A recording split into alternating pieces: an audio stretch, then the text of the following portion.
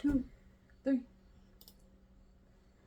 Welcome back to Know Thy Shelves. I'm Michelle. I'm Rachel. Woohoo, we did mess that one up. So, before we get into our podcast books, what books did you read this week besides those? So, besides our podcast books, which was hefty. I finished A Dance with Dragons, which is a 1,000-page book. Oh my god. It's the last Game of Thrones book Okay. that's currently out. Is there plans for more? Yes. Oh. But who knows when that's going to happen. I gotcha. I've read 3 different ones. 2 of them are manga. So the one book I've actually read was Captured by Rosalie. And it was kind of like a dark romance, why choose reverse harem. So, Fun time. good time. It was a good time. Immediately, it's like, all right, okay. The next one was The Fed Up Office Lady Wants to Serve the Villainess. Too long. It's too long. So I didn't realize when I picked this up that it's Yuri, which means it's 2 girls romance. So I didn't realize that when I picked it up. I was just like, oh, the cover, interesting. Not bad so far. She's like really in love with the villain, and she's like a really good like receptionist, so like makes her life like run smoothly. And I was like, why is she crushing so hard?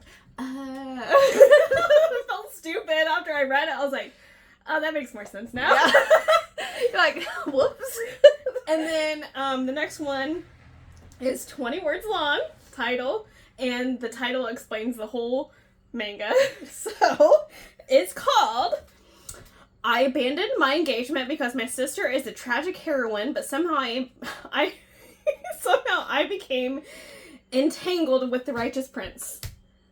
That's literally the manga. Oh, that's the plot in the title. Like, That's too long of a title. We need to... Yeah. Those are like, I feel like manga titles are just becoming really, really long and complicated. And So run-on sentence is what that is. yeah, pretty much. That's actually pretty good.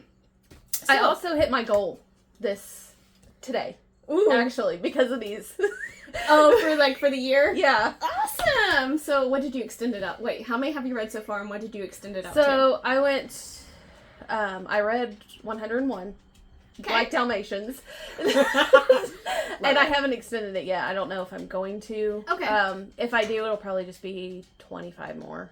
Okay. I think that's reasonable for the amount of time left in the year. I gotcha. It's funny because I just had to, I hit my goal like last week. So I had it set at 150, and then because the manga I feel like are cheating a little bit. Yeah. So small, I extended it out to 200, and I'm like, well, the podcast books plus what I'm gonna read, I figured I'd probably hit that goal. Yeah. So I mean, we have like 3 months, technically 3 months left. well, 4. We're doing an extra 2 books. That's 6, 7 books next month. Thanks for putting that in perspective for me, Rachel. Like, dang, I didn't But think 2 we were doing are really small. Yeah, Well, 3 four. Well, 3 of them, yes. 3 are really small. So we're good. I think if we can read a whole series in a podcast, I think we can accomplish that. Yeah. Yeah. Okay. Okay. So I don't have anything else. You want to get into the first podcast book Sure. series? Series, yeah. Book me. The first 5? First 5, yes. So, we are reviewing Night of the Living Cat, volume 1 through 5, which is what is out currently. I think I put that the next one comes out the end of this month. So, volume 6 will come out next week, probably. So, Okay. I just thought it was pretty cool. Oh, sorry. It is by Hawkman, and the art is by Mecha-Roots. I love it. Gonna be the easiest thing we can say all night. So I kind of want to talk about the storyline. Obviously, in Night of the Living Cats, zombies but with cats. Yes. And this society loves cats. Like, anything to do with cats, movies, the cats are the main star, like, everything. Cats are ingrained in this. So that's why I just find it so funny, because they're zombies, so you don't want to touch them, but yet But they're fluffy. Yeah, but they're fluffy and so cute. And some of them have to be like, like slap themselves to get out of it. They're like, no, don't pet the cuteness, don't pet the cuteness. So it's kind of a fun, enjoyable read. So sorry, I just wanted to go with that first. So I kind of did it by volume. So do you just kind of go by volume? Yeah, kind of what we did last time. So volume 1 kind of introduces kind of the society and our characters and kind of the plot line, how it like started. And so it's kind of like the world, like the remaining humans are like scavenging for supplies, and you see like a 3-man team kind of encountered by like swarms of cats, and those are our main characters, which is Kunagi, and then you have the girl, which is Karu, and then the other guy that wears the goggles is Tanashi. And so you kind of see them like scavenging, and one goggles guy is turned into a cat. The goggles guy is on the front of the first Yes. volume, by the way. Yes, the cats kind of take on the appearance if they wear like glasses or bandanas or sometimes necklaces. They can kind of carry that over into their cat form. Yeah. Yeah. It's like zombie cat form, whatever. So I thought it was kind of funny in the book as kind of the first happens, because there's flashbacks to like before and after. And well, the first volume you get like a before, well, during, and then you get like present, before. Yes. So they're called catified, which I find hilarious. So I usually put like on my notes, oh, this character died, and but they're catified. Yeah, because they don't actually kill the cats. Yes, no. They spray them in their direction with water or catnip everywhere, or yes, they don't want to kill the cats because they love cats. So it's kind of like in the first I think it's the first chapter where the Tanishi gets turned into a cat, and you don't know the significance of it, because then it goes back into like how the beginning of how civilization turned into cat zombies. Yes. So you find out that the main character, Kunagi, doesn't have any memories of himself, and he escaped after like a cat factory had caught fire. And then 4 months later, he's working at a cat cafe with the girl that picked him up, which is the other main character, Karu. And then just zombies. Yeah. Zombie cats everywhere. So this guy comes in and kind of infects the cats around him, and he turns into a cat, and then well, I think kind of... It doesn't really explain why they're turning into cats, but I think it has to do with the factory exploding, and then all the other cats got infected. Yes. So regardless of if the cats were around that, they're infected. Yeah. No, that's when you see, like, the cats are, like, rubbing against each other, and they kind of do, like, that weird shake they do, and like, in the drawing, at least. And then that's supposed to show you that the cats are infected now, and don't touch them. Karu's brother owns the cat cafe, and he gets turned into a cat by saving them, and yes, and then so the 3 of the main characters get to like escape, but it's just so funny because they're hiding in cardboard boxes and like just trying to evade this massive swarm of cats that just turns into a giant cat that and you have to use cat energy, so it's like, what is this? And then you get cat facts along the way. Yes! This is the only reason why I know on the last chapter, on this book, it's a Davion Rex, because I was like, I don't know, it's a cat. Yeah. Like, I don't know, Calico and Black Cat, that's about all I know. I don't know cats. That's true, so you don't have any. Yeah. Well, I mean, I know somewhat. I have a spotty dog. But not a Dalmatian. No. So yeah, that's about, so they're at the cat cafe, they escape, and then they end up in a grocery store with I would say, the fourth main character. Yeah. Which is... But she's not in it she's for in 2 and 3, but she's in the first one. Yeah. They kind of meet back up towards the end of Volume 5. Don't they? Yes. Yeah. I was like, I swear. It's 4 or 5. Yeah, I think it's 5. So her name is... Suzumi.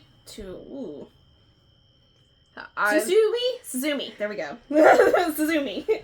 She's very allergic to cats, and this is important for Volume 2, which I think we're in now, right?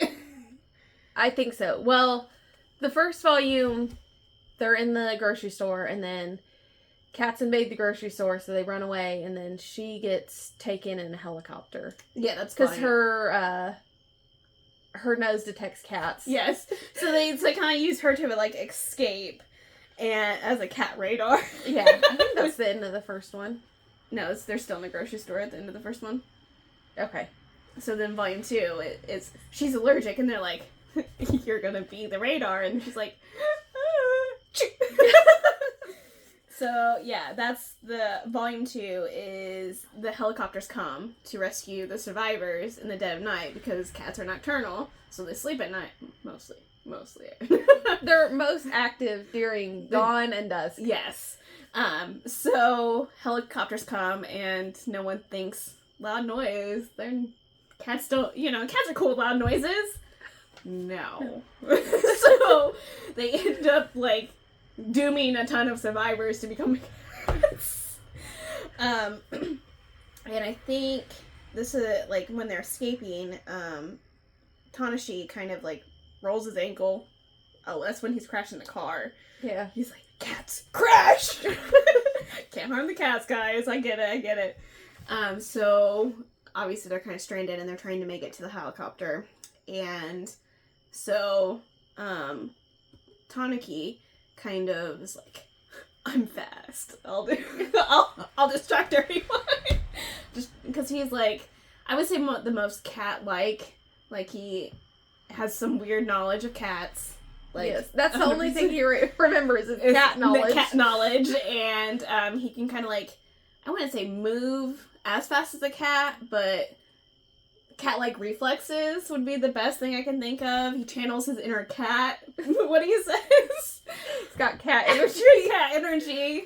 And, so he has this, like, swarm of cats that he's, like, riding a motorcycle, and, he does this jump off of a building into the classic, office building, and it just so happens to be the building he has to be in, Yeah. And so, the other 3 actually end up to the roof.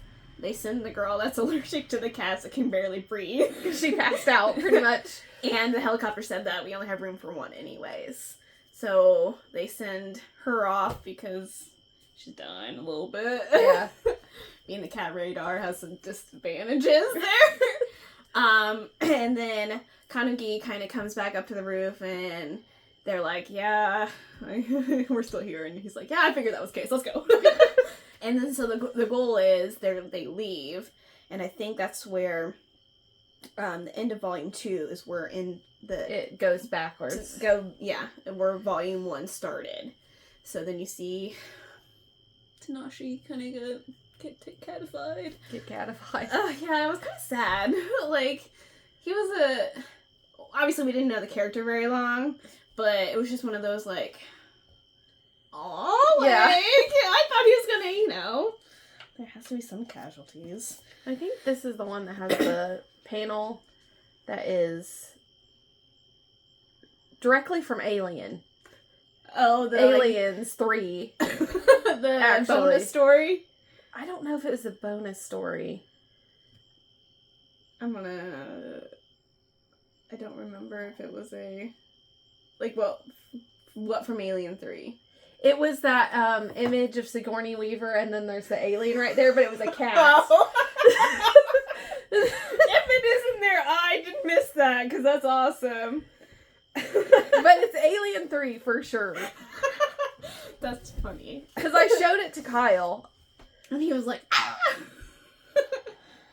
I don't know which one it was, though. I don't know. We'll have I'll have to look It's again. one of them. Because that's funny. There's an alien Easter egg. That's awesome. So, let's hear. Tanashi, turn into a cat, and then so, Kunagi and Karugu kind of go off because they want to try to meet up with, Tsusumi. Sorry, that one's You're doing better than I would. And that's the end of Volume 2, and we're on to Volume 3. Yes. Okay. I like probably Volume 3 the best, just because it opens, like, Mad Max theme, and so you got, like, the weaker, like, Miki kind of survivors trying to, you know, and then you have these big biker guys, and they're like, give me all your cat stuff! And I'm like, not food, not supplies, you just want the cat pictures. Yeah. I'm just like, that's not the first thing I'd take, okay? I guess I'm just being too practical.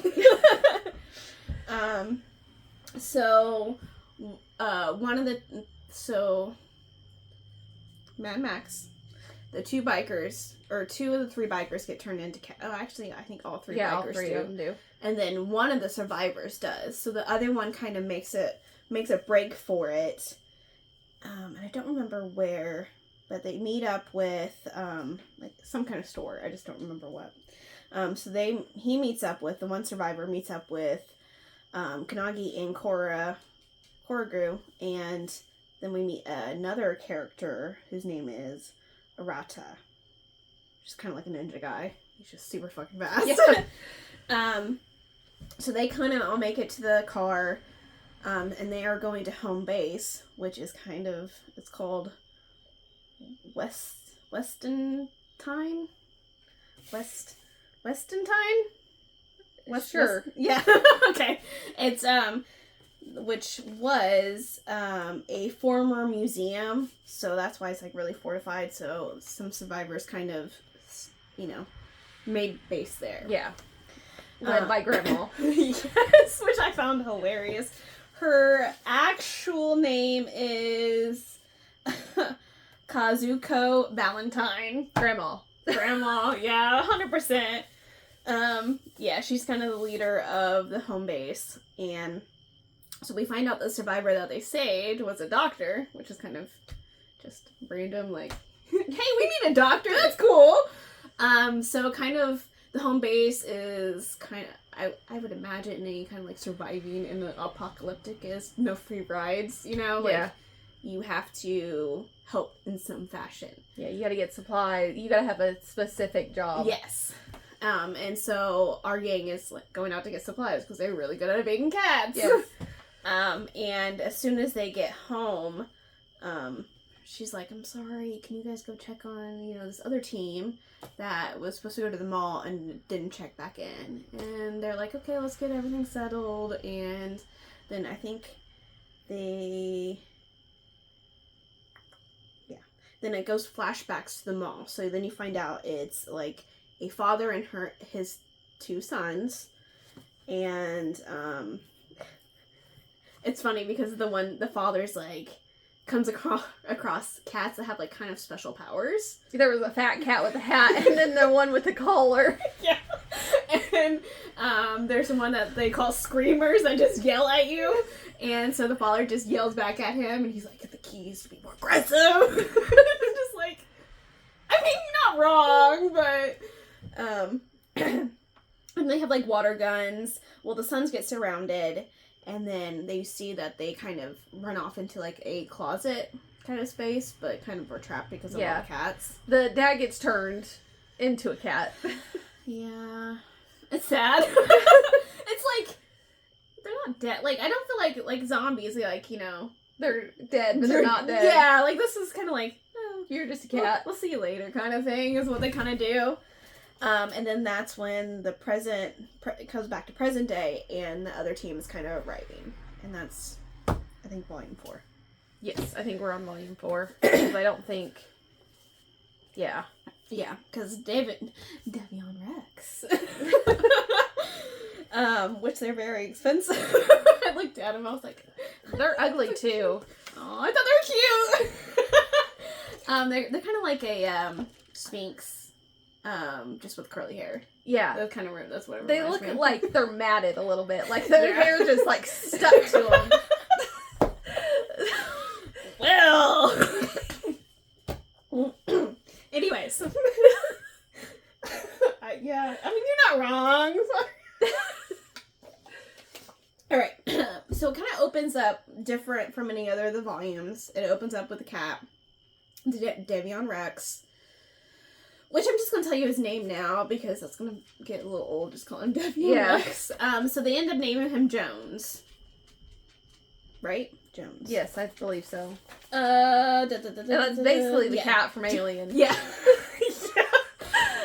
They liked Alien, okay? So we find out that Jones can read books, read human language, can understand, is just really smart, or more human-like than cat, maybe, would be the better term. But we don't know his deal, obviously. We don't really get a lot of it. No. And so you see Kunagi, Koru, and Atara kind of go into the mall, and I don't know why the ninja guy was like, yeah, I'm gonna ask this cat if he knows. So he asks the cat, like, hey, you seen some humans? And the cat's like, come on. And they follow the cat. And I'm like, the cat's bad, right? Like, yeah. But this just, I think, is supposed to showcase, like, that cat is very different. And I don't know. But he's the good cat. Yeah, he's the good Even though he can turn them still. They can't touch him. Yeah, they can't. No, they can't touch him. So they get to the guys, the two brothers. They're just, like, lounging around because they have nothing to do. And so they're like, they end up getting all the supplies, and none of the other cats kind of bother them. Like, they're just like, oh, we're going away. Until Fat Cat and Collar comes along. No, I think, isn't it the bear? It's the cat with the bear. Well, they come along, and then the cat with the bear shows up. Yes. He's fighting the two that turned, like, the father. And then the cat, well, the bear, uses cat energy. yeah, like, Because there's the cat riding on him. Yeah, the cat's controlling the bear. I don't know. I don't know the science behind it. But anyways. Because there's not science. It's just kind of. But Jones is like, they put him in a cat carrier, with like a backpack thing. And he's just like, I want out. And he disconnects the two, the bear and the cat, and gives Kanagi like the right moment to punch the bear, and that's it. Yep, that's the end of the 4th volume. Well, they get all the supplies to take Jones with them because that's the best idea. Yes, they're like, oh my god, we need all these supplies, and of course they haven't been able to like cat shop. Yeah, cat shop. Besides, like, trying to harm them. And Konagi is so hilarious, because every time he, like, perceives that he's injured a cat, like, threw water at them, he's, like, having to cry, and... Anyways. Okay, so then that starts volume 5, which is the last one out so far. I can say that, because it doesn't come out the next week. Yeah. To me, I felt like this was kind of a filler. Well, this one has the big battle between all the animals. Yeah. And you get the one allergic girl shows back up. Yeah, she shows up back at the end of the 4th one. She's with a small group of survivors, and she's kind of like the general, because for cat radar. And then they have like kind of like a gunslinger cowboy with pistols of catnip. Which I find hilarious. Which gets turned into a cat in the 5th volume. Yes. Because so there's cool. cats riding other animals, which also include cheetahs and lions, which are cats. Yeah, it gets a little complicated there towards the end of this one. That's where I was like, yeah. So yeah, like at the beginning of the volume 5, they kind of introduced Jones to like the whole entire base, kind of, and then the allergic girl, does she like come with her group? Yeah. There towards the end, right? Yes, because they introduce Jones. Grandma says that he can stay. Then they have this whole chapter on how to wash a cat. I know.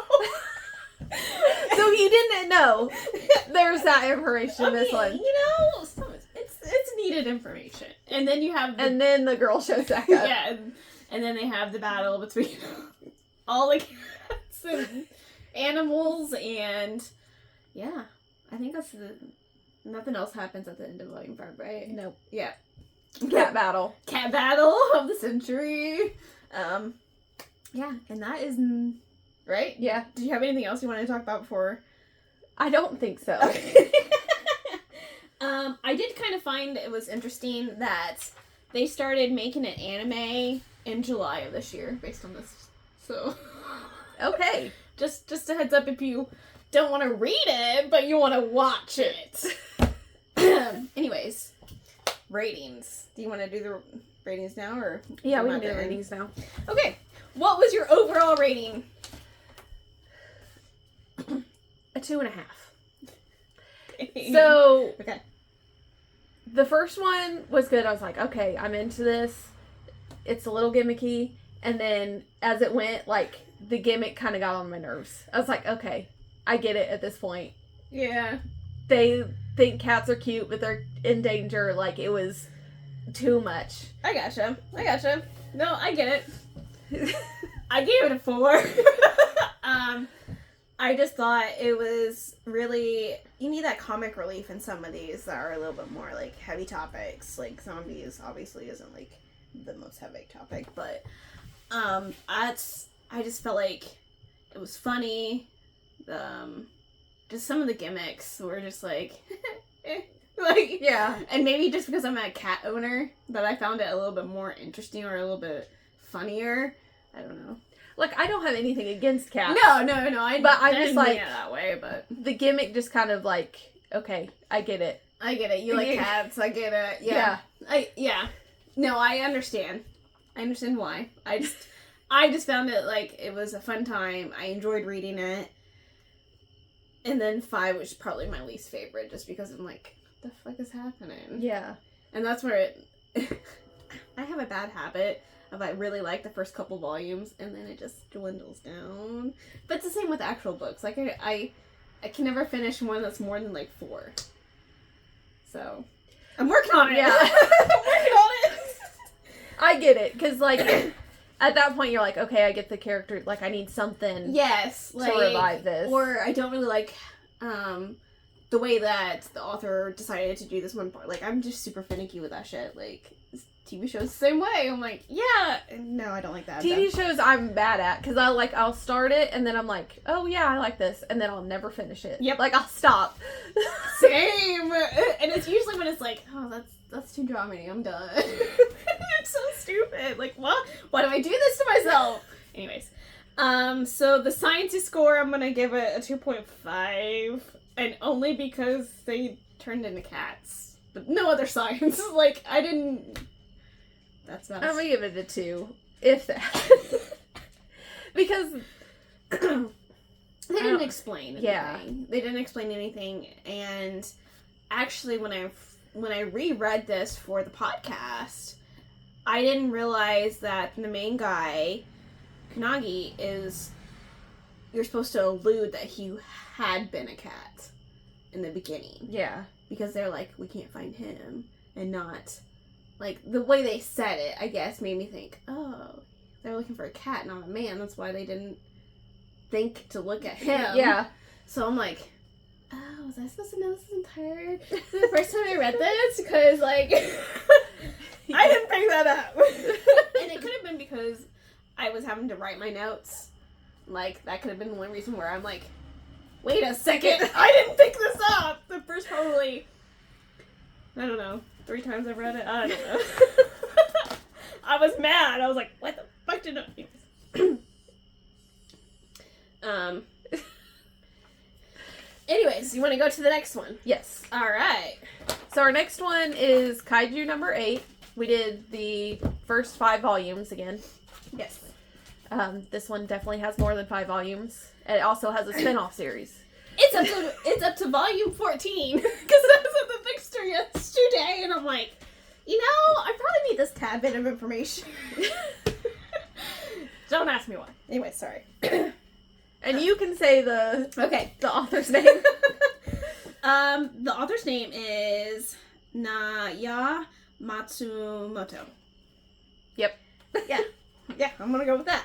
Anyways, I have the hardest time to pronouncing the main character's name. It's Kafka. Kafka Is what I pronounced it as. Yes. It looks like Franz Kafka. Yes, I think because it's not in Japanese, there's no just F there, so I'm just gonna go with Kafka.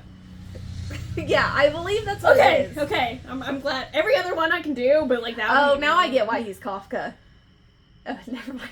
Because Franz Kafka wrote Metamorphosis, which is a book about this guy just turning into a cockroach, and he turns into a kaiju.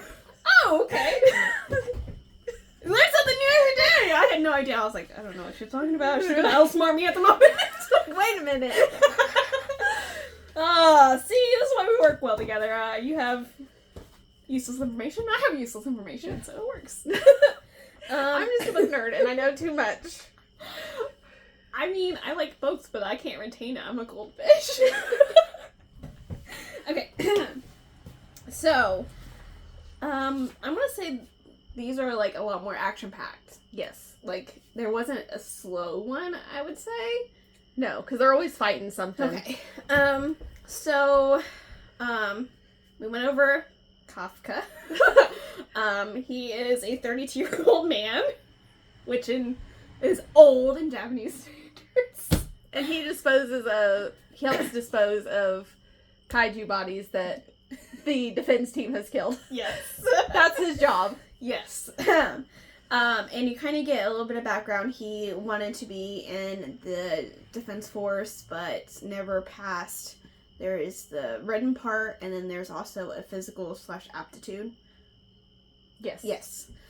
I was like, that doesn't sound right, but yes, it's like physical, like how far they can run, push-ups, all that jazz. Okay. So he's training this new guy who is an 18-year-old recruit named Rino Ichikawa, and I'm just gonna call him Rino.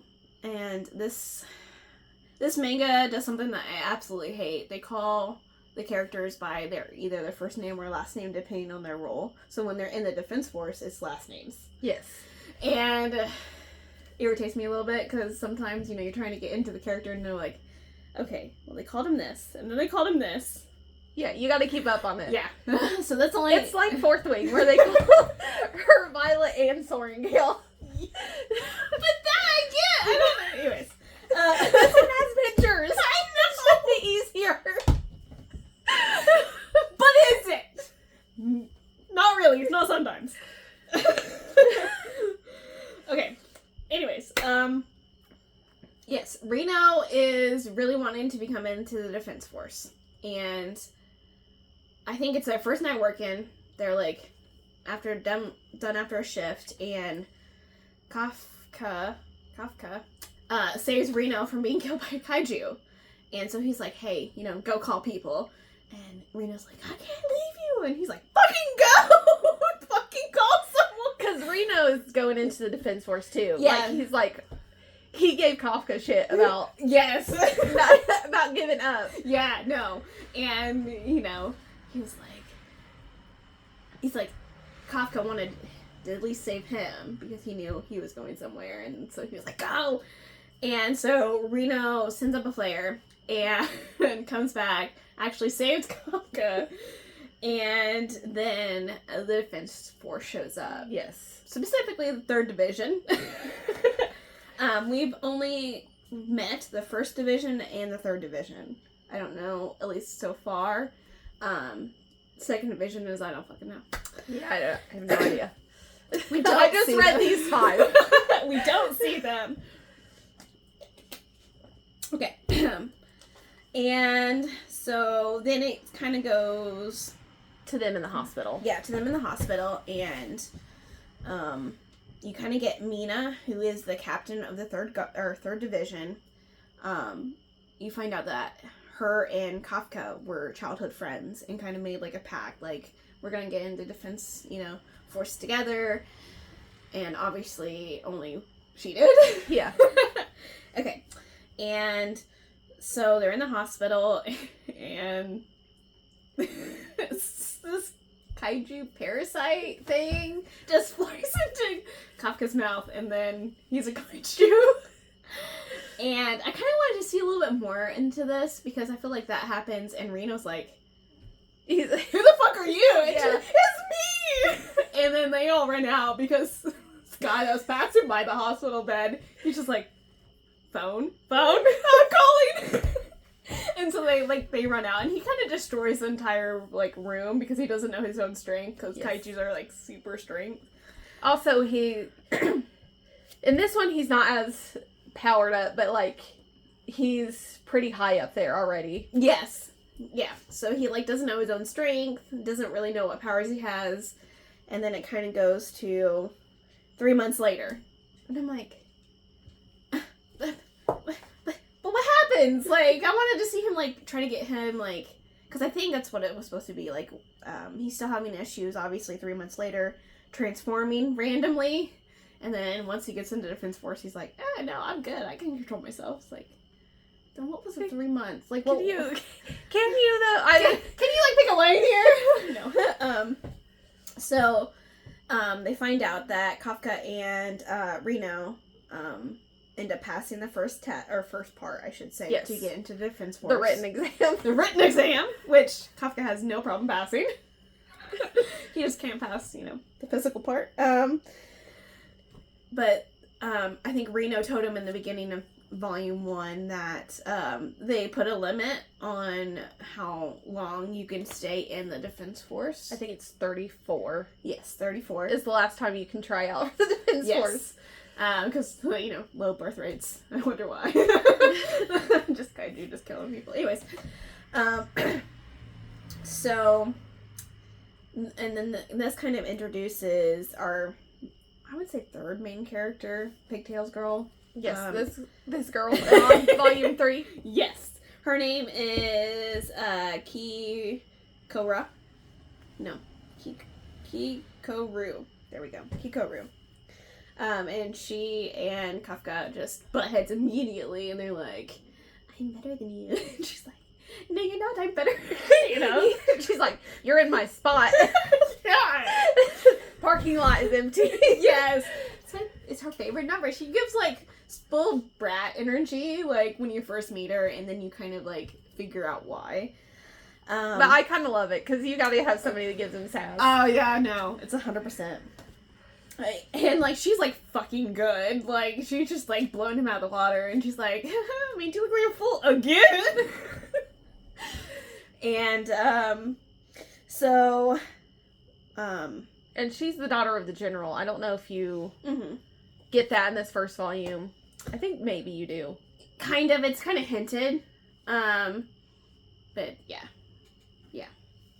She is the daughter of the general of the whole... I don't know, director, general? It's just, I don't know. That's his title, is, director, general of defense. I don't know. Yeah. Anyways, yes, he runs the place. He's, super powerful, too. He'll give you insurance. Yeah. And this is where we kind of see Mia not in a battle form. She kind of sees Kafka's name on, the entrance, and she's like, oh.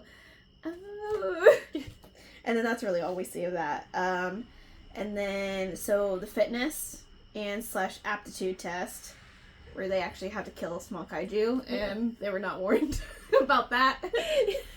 No, they thought it was going to be disposing of kaiju that were already dead. Yes.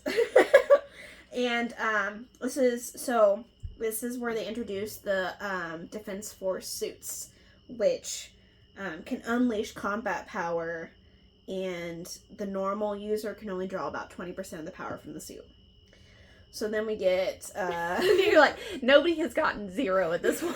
yeah, yes, it's like, you know, normal 20. So then we get into a little bit more of, I'm just going to go through their powers at the beginning, and then obviously you can kind of imagine they get stronger. Yeah. Because that's what manga does.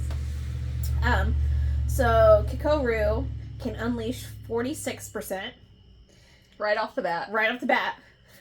Reno can use up to 8%. And Taka, fucking 0. They're like, you broke it there. And like, of course, she's giving him shit. Like, oh, you really did 0%. I'll make it stronger, and then he tries to will it to 1%. It's 1% more than he had. Anyways, so the kind of course, Kikoru is like killing all these fucking kaiju, and Reno just kind of goes off and does his own thing. Well, Reno's also like, do not transform. If you transform, Yes. you Do not. you will die. Yes. Do not. Yeah, because they, any of the high-level kaiju that they end up not killing, or if they do, they make special weapons out of them. Yes. And Kafka is kaiju number 8. Yes. Sorry, we didn't. Kaiju number 8 is Kafka. I guess I should have led with that. Yes, and to go back into that, so there's a kaiju hierarchy. And Godzilla's at the top. Godzilla's at the top. We haven't yet to seen Godzilla. Okay, no. So I only bring that up because the highest of the hierarchy are the identified kaiju, which are the ones that have a number behind them, like kaiju number 8, kaiju number 9, who we're about to be introduced to. I know there's a whole directory of like who's, I don't know. I think we only see 8, 9, 10, and then 2. I'm glad we're remembering things. Okay. Yes. You're welcome. Well, good with numbers. What can you say, you know? Okay, so to end volume 1, the unexpected kaiju, who kind of spoiled, kaiju number 9, comes up, and I like to call him Platterhead. Yeah. Because as you can imagine, he has a flat head. Anyways. I need that to be put in there, I'm sorry. He also bubbles up and like regenerates and yeah, creepy. is weird, and his finger bubbles too. Yeah. Because he's trying to shoot people with his bubble thing. So the unexpected kaiju number 9 shows up and starts kicking Kokoru's ass, like literally. And Kafka saves her in kaiju form. And that's in volume 1. If you can't tell, these are fucking cliffhangers. Yes, every single one of them. Every single one. Anyways. And then we're on to 2, which is this nice blue color. I know. I like it when they're color-coded. It makes it so much easier. Okay. And it has Reno on it, by the way. Yes, Reno. Oh, he's my favorite. Sorry. At the end of volume 1, Kafka says that he's, like, super proud of her. And it's important because it makes a note that, like, her father never praised her. She was supposed to be strong. She was supposed to, like, it was required of her. Yes. And then Kafka comes in and saves her, and he's like, you did good. And she's just like, oh. Sorry. Also, she says, if you turn on us, I'm killing you. Yeah. It's a term of endearment. She's doing it because she loves it. Well, I don't know. They're friends. We're just leaving it at that because there's no romantic yet. Yeah. I think Kafka and Mina are kind of... Yeah. They're more age appropriate. Getting I think there. She's younger. Yes. Anyways. Yes. So, of course, Kafka changes and, Reno comes to check on them because he knows his friend and he's like, God damn it, you fucking changed and bet money. Kind of get them to safety. Kaiju number 9 kind of just like disappears. Right? Like, he doesn't stick around. No. He reanimates the dead ones, and then they have to fight all the small ones and then get killed. Yeah. And then another, like, kind of, like, squad comes up, and, of course, Kaiju number 8, in Kaiju form, we're gonna call him Kaiju number 8, runs off, because obviously he doesn't want to hurt people, because he's human, too. Yep. And guess who meets him in a dark alleyway? This is where we meet Hoshina, who is the second. Well, he's in the first one too. He's the one that was running the test. Yeah, that's right. Sorry. Yeah, he was running the physical / aptitude.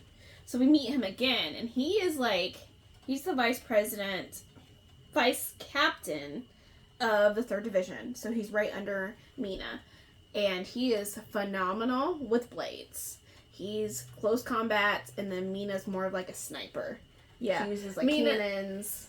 Mina has the guns. The other guy has the knives. Yes. And, of course, he's trying to kill Kaiju number 8, and Kaiju number 8 is kind of like only going defense mode. He's not engaging, he's just trying to back away. Finds a chance to escape. This is where we find out that he can regenerate, kind of like a kaiju normally would. Yeah. So he gets his hand cut off, and then he grows it back, which kaiju are known for. And the kaijus in this universe all have, at least the bigger ones, it didn't really say on the smaller ones, but like the bigger ones that are more like stronger and identified ones have a core. So once you destroy the core, you destroy the entire, they can't regenerate. Yeah. And Kafka, after during their first official battle, not during the test, he kind of finds his way into being the person that examines the dead kaiju and go, hey, this is what's happening with them. Yes. And that's his purpose, and he's at 1%. Yes. He's trying, okay?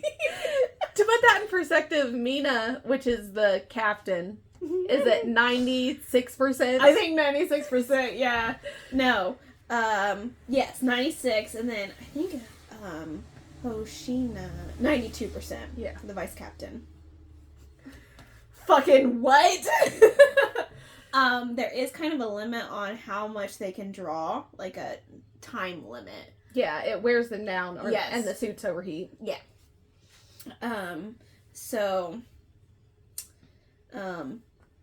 You find out after Platterhead after Platterhead leaves, it kind of like flashbacks after Kafka, like, and Hoshino's fight. So then it, shoots back to Kaiju number 9, who is pretending to be a human named John. Which I love. John. What a fucking generic name. John, that also lives in Japan. Yes. Like, that's not a generic Japanese name. No. And he looks so fucking weird because he's like pretending to be human. So it was like, his picture just looks too dimensional. Like, it's just so weird. And he has to remember to, like, keep his head up because it bubbles out. Yeah. So he's also disguised himself as a kaiju cleaner up because it gives him access to the kaiju bodies, which he reanimates. Yeah, some fucked up shit.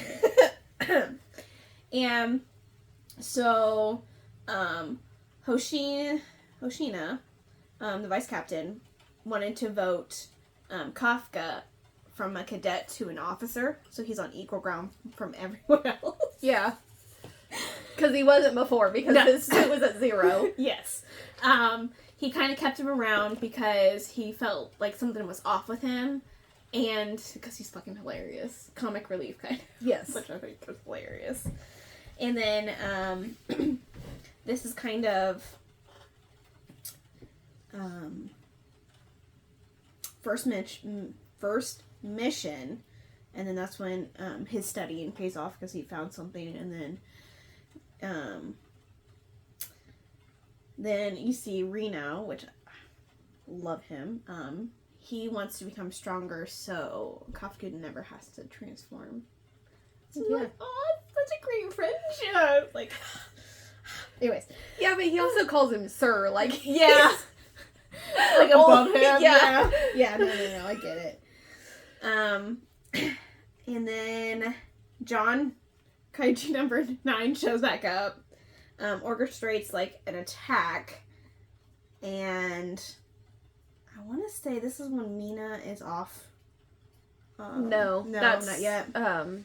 In one of the other ones. Okay. So he orchestrates another attack.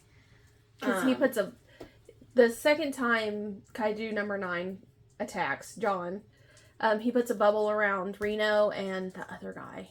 I'm trying to forget what his name is. So that's in 3 then. So we're not there yet, are we? It's Haru. Yeah. Because it was at the end of... Yeah. Like, they split the battle. Yeah. Which is normally what happens. Yeah. No, right. That's the end of volume 3. Yeah, Reno and then... I think it's Aharu. Yeah. And Aharu's trying to... He sent up a flare.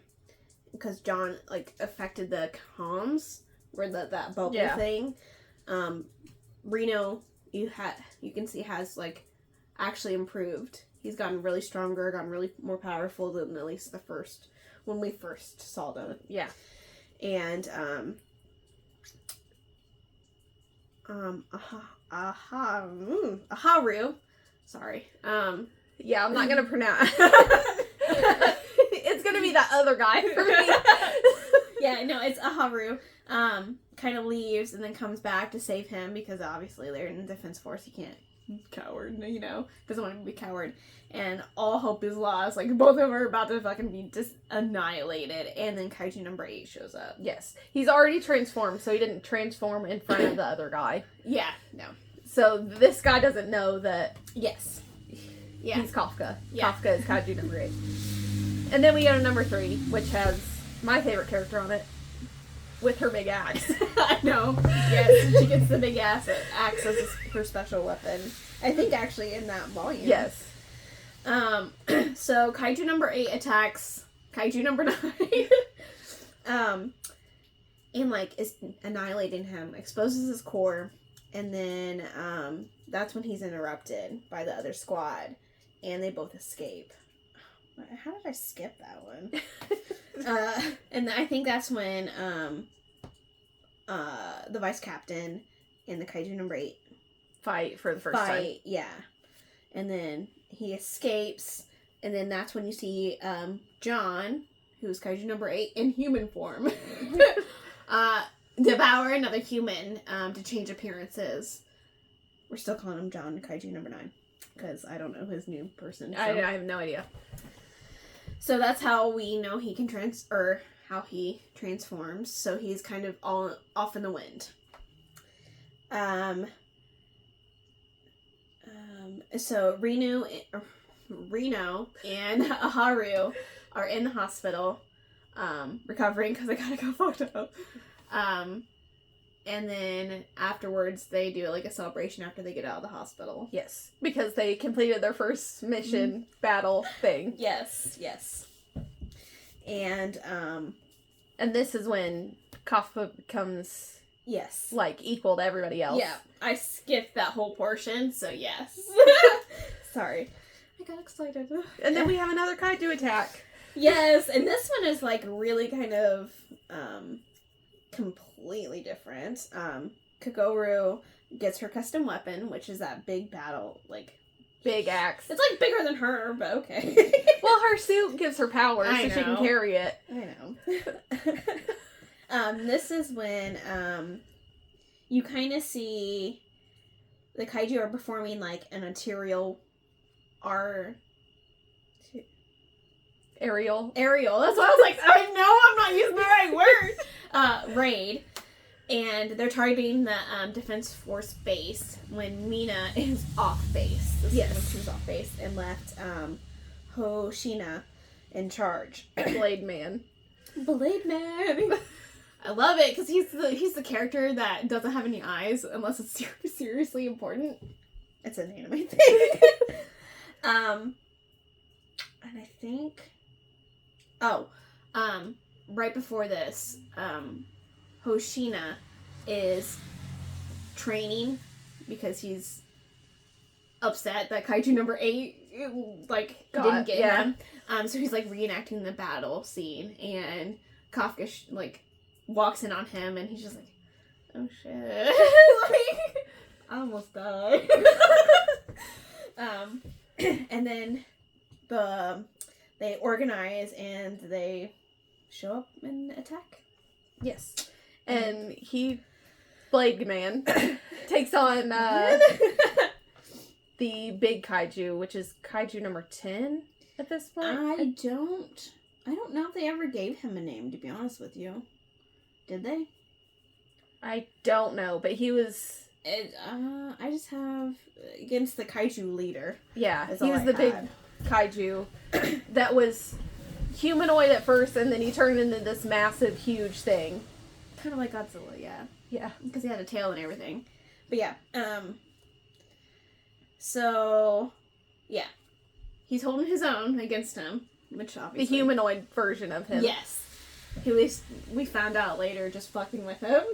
And Mina shows back up, and we think, as readers, that Hoshina is, dead. Because he's, in his hands and squeezing, and we're like...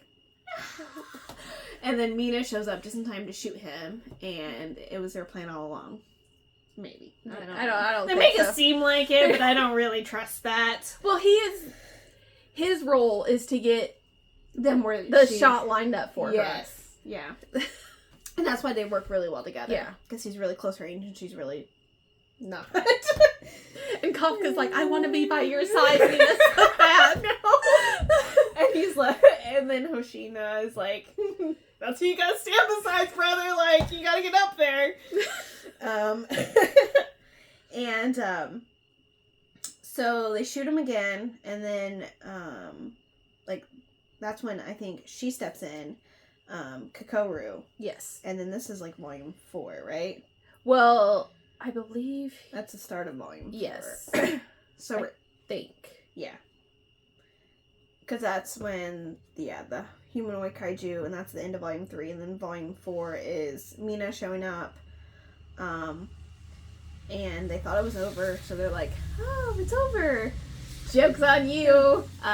It's a Yoju bomb, which is basically all the smaller kaiju put into one, and it's kamikaze style. Boom. Self-destruct. And this is when Kafka turns into kaiju number 8 in front of everybody to save them. Yeah. Yeah, he just straight up punches it. It just explodes into the That's his battle style. Just a straight up punch. One punch. Yeah. Well, they couldn't call it one punch because that was already taken. Yeah. Yes. And then once they do that, they take, Mina has to take him into custody. This is where we kind of meet Kakoru's dad for the first time. Soa? The general, the director, whatever. Call the general. Yeah. He ordered the 3rd Division to hand over Kafka, and Mina escorts Kafka to the truck, and Renu kind of steps out of line, and he's like, oh, I'll see you soon. And Mina's like, that motherfucker. I want to have him do push-ups when I come back. Because that's her, first thing, anytime he calls, especially Kafka, calls her, by her first name, and she's like, yeah, little smile. Now do 50 push-ups. Yeah. Because he, addressed her when he shouldn't have, trying to follow the command. I just think it's hilarious. And then Mina kind of tells him, no one in the 3rd Division thinks of you as a kaiju threat. Yes. And he's just, crying in the back of the seat. And she's gonna try to help him not be killed by the general. Yeah, pretty much. As well as Pigtails. I don't know what her name is. Kakoru. Yeah, she pleads with her dad to, like, you know, hey, and then he shows her, like, the x-ray, like, here is his fucking core, and she's like, but I want to believe in him, like, I want to hope that, and that just gets to me. And this is where we get the backstory of Kaiju number 2, and then they have a battle. Kaiju number 8 and the general have a battle. Yes. Because Kaiju number 2 is turned into weapons. Yes. Who is the main user was the general. He doesn't fight in battle anymore. But yeah, they go on to all-out fight, and so the general's the director, is trying to figure out if he is more human or more kaiju. Yeah. He's testing him pretty much. Mm-hmm. Because he could have just, like, automatically killed him from the beginning. But I think his daughter, you know, like, I think that was, like, that one thing we needed. We're like, your humanity. And then this goes into the final volume that we read for the podcast, not the final volume that's out. Yes. Volume 5. The pink one. The pink one that has a Haru on it. The other guy. Yeah. So as they're fighting, this is the captain of the first. Oh, that's Gino. Yeah. Oh, yeah. See? That doesn't want to clean his office. Stresses me out. So as volume 5 starts, they're still fighting Kaiju number 8 and the director, and this is kind of where a little hiccup in his kaiju body. Yeah. Like, so the parasite that he ate in the beginning in volume 1 is, like, deep in his, like, psyche or whatever you would call it, his mind or something. And he's just like, I got you. And then kind of takes over his body, so he's not in control of his body. And that's what the director was afraid of, that he'd be more kaiju than human. And so to kind of resolve his, like, I am human, I am Kafka, he just, like, punches himself in the chest and grabs his heart, and he's like, this is my fucking body, bitch. Yeah. And, he's spared. Yeah. I mean, it's true. And the trainees, I guess, are all split up. Yeah. Into different divisions because obviously the third division kind of got destroyed. Well, the base got destroyed. Their training base. Yeah. So, real world experience. Get the fuck out. Yeah. So they split them up into different divisions. Yeah. And Kokoru ends up with the first division captain, Gino. Or Gino. No, Gene. It's just Gene. I'm sorry. Gene, no Rimu. So now Kafka's saved. He's out of commission for the majority of this manga. Yeah. Because he's sleeping, recovering. And so we kind of see a little bit more of the other recruits, where we get kind of Reno getting stronger, Oharu and Koru all trying to get stronger to stand on his level, so they won't have to transform. Yeah. Even though that's, yeah. I don't think that'll ever be, because what would be the point of the makeup?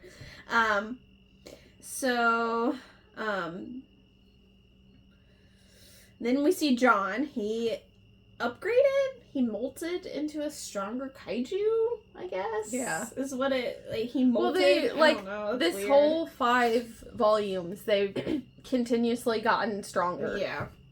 Where there's, to me, I don't feel like that's a lot of room for improvement, but, you know. Yeah.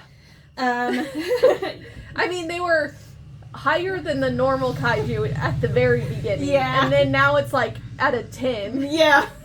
No, I get it. Let's see here. And this one ends in a cliffhanger. Oh, yeah. No, they all do. So, Kafka kind of wakes up. The director kind of forces him on Gene. And he's like, you know, train him. We need him to be stronger. And so basically he's like, you know, the kaiju are changing their playbook. We have to change ours, basically. So we're going to see Kafka kind of turn the tide, I guess I should say. So then a huge like crater hole thing. Sinkhole. Yeah, sinkhole just kind of appears and kaiju just start coming out of there. And so the first division is sitting. So that we got Jean, who's the captain. I don't remember. There's a vice It was captain. the bald guy with the scar. Yes, I have them written down. So Shiru. Yes, bald guy. Bald guy with scar. With scar. So they're there. Kafka's there and Koru's there. I think that's the main cast. That's the only people that are there. And they're sitting to fight. And then this is where Kafka starts having performance issues. Where he can't change into kaiju at will like he had been. Yes. Obviously, he just tried to kill himself, but it's fine. So Kafka's trying to change into kaiju number 8. It's not really working out. Then kaiju number 9 shows up, John, and he's like, I sense kaiju number 8. I'm here to kill that motherfucker. Yeah. And so Kafka's like, oh shit. Kokoru kind of intercepts them because Kafka's human still. And so she goes, intercepts, so he doesn't get killed. Yeah. And that's the end. Yep. She cuts him in half and then he grows back together. Kaiju number 9. Yeah. With her big axe. Kind of creep. Alright, that's kaiju number 9. Number 8. Kaiju number 8. Kaiju number 9 is in there though too. You know. Fair enough. Okay, my bad. That's kaiju number 8. I lost mojo. Okay, moving on. What is your overall rating? 4. Okay. I really enjoyed this Okay. series. Like, it had a good amount of action, it had a good amount of humor. Like, the kaijus were all interesting designs. Okay. So, it's 4. Okay. I gave it a 3.5. It's actiony. A lot happens. There's not really like a dull moment. It's just, I don't know. I don't feel like there's a lot of room for improvement. And there are only 5 volumes in. And that's, I don't know. I'm probably going to continue it. Does this have an anime series? Yes, it was just released. I don't know if I have any information. Yeah. But, yes. They also have one.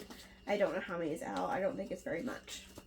I was just wondering. Yeah. I assumed because this one's big right now. Yes, it is super big. But yes, it's fairly new. It's kind of like that, The Night of the Living Cat, where there's only probably a couple out.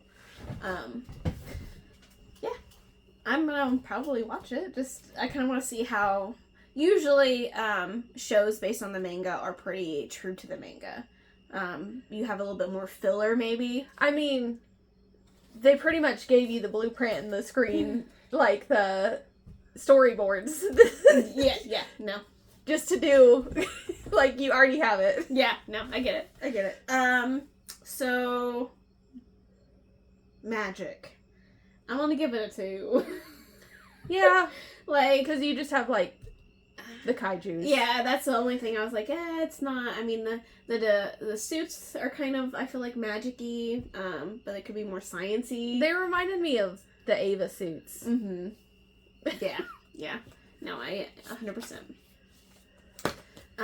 Which is probably why I liked this pigtail girl, because she reminds me of... she's just so sassy. Like, yeah. She's just like, I got internet, you know what I mean? Like, okay, so that's the books we read for the podcast this week. And these are yours, and then this one's mine.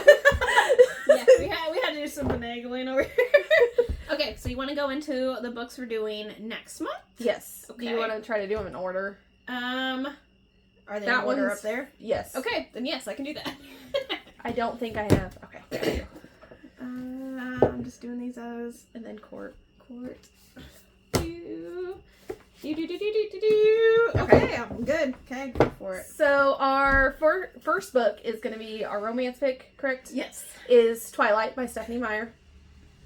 This is a reread for both of us. Yes. So we'll see if we have the same feelings. I doubt we will. I'm just going to say that. As when you first read it in high school? Yeah. Or, okay, yeah. No. I'm curious as well to see. Do you want to do one and I do one? Or Yeah, do you want me to that's do both? Okay. So the next one we're going to do is a 2-part book. We're doing Goosebumps. And this one is Attack of the Jack-O-Lanterns. And then our other one is One Night at Horrorland. So they're 2 just because they're a little bit smaller reads, but still the same. You want to do this one since it's yours? Yes. And our next one is our fantasy pick, and it's Court of Thorns and Roses. This is the first time read for her. This is the 3rd time I will be reading this. So, Just the first book? well, I've read through the entire series 2 times. So this is be my 3rd reread. This is my second reread. I'm nervous to read this because... Anyways, we'll save that for the episode. Okay. So this is going to be our sci-fi pick. Is that right? Yes. The Hunger Games by Suzanne Collins. This is going to be a first read for me. I don't know if you... Have you read? I read it like 10 years ago. So Okay. It's pretty much new. I gotcha. All right. And then for our bonus episode, we're doing George Orwell's 1984. And George Orwell's Animal Farm. It's an Orwell. Yes, it is. October was kind of our banned or challenge books themed. So then probably a little bit before like the first episode, we'll do the usual if there's any books we read, and then kind of go on what they're banned or challenged for. Yes. And then, more normal style. Yeah. All right. So, see ya next time. Bye. Bye.